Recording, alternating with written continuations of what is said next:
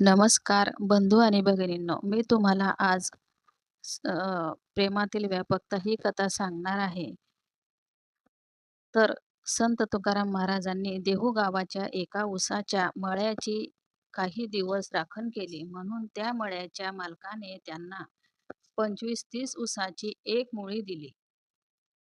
दोरखंडाने बांधलेली ती मुळी खांद्यावर घेऊन संत तुकाराम महाराज घराकडे चालले असता वाटेत खेळणारी मुले त्यांना विचारू लागली, "तुकोबा, एवढे ऊस तुम्ही कोणासाठी घेतले हो?" ते म्हणाले, "बाळांनो, अरे तुमच्यासाठीच. बंडू हा ऊस घेऊन तुला, गुड्डू हा तुला, धोंडू हा घे तू पण, हा तू घे, हा तू घे." असे म्हणत तुकोबा ज्या वेळी घराच्या घरी पोचले त्यावेळी त्यांच्या खांद्यावर एकच ऊस आणि त्यांच्या भोवतातीचे दोरखंडाचे भले मोठे वेटोळे एवढेच काय ते शिल्लक राहिले होते. तो प्रकार पाहून तुकाराम महाराजांची पत्नी आवळी भरपूर रागावली.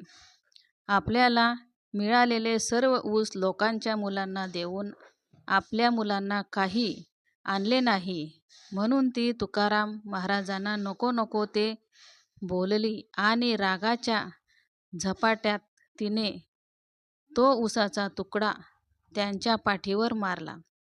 त्यावेळी त्यांचे 3 तुकडे होऊन एक तुकडा तिच्या हातात राहिला आणि 2 तुकडे जमिनीवर पडले.